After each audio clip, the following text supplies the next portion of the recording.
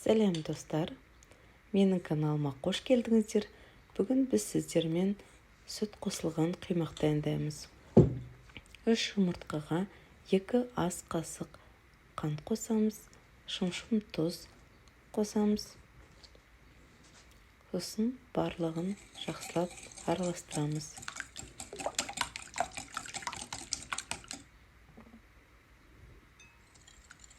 Араластырып болғаннан кейін жылы сүт құямыз.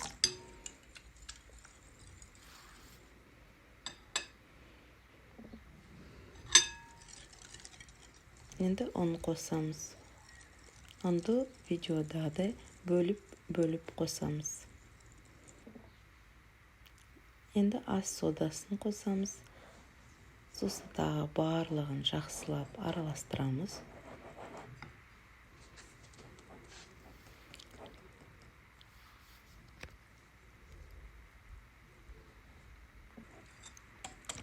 Кейін қалған сүттің барлығын қосамыз.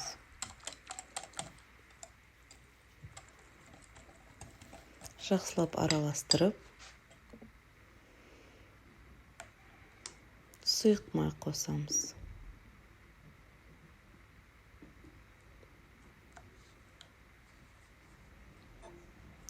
Араластырамыз. 15 минутке қалдырып қоямыз. Міне сіздерде осындай консистенция болу керек. Енді табамызға сұйық май құямыз. Артық сұйық май құйылып кетсе, осылай салфеткамен артық майды алып тастаймыз.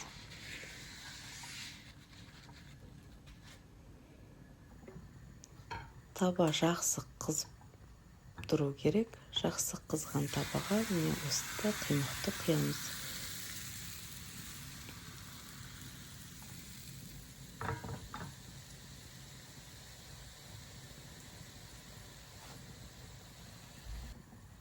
Қимақтың жан-жақтары сарғайса, ақырындап жан-жақтарын босатамыз.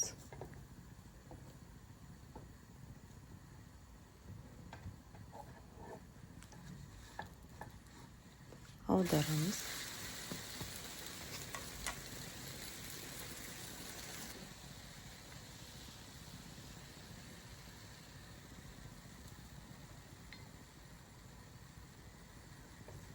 Тағы да қайталаймыз.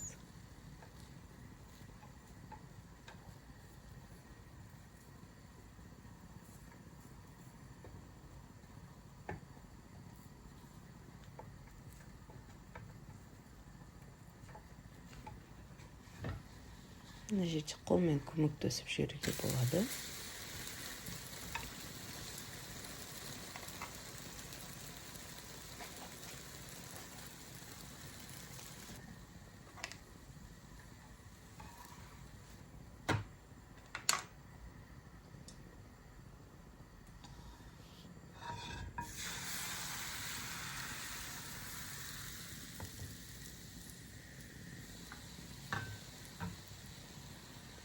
Міне бізде осындай өте дәмді, жұмсақ, әдемі қимақтар шықты.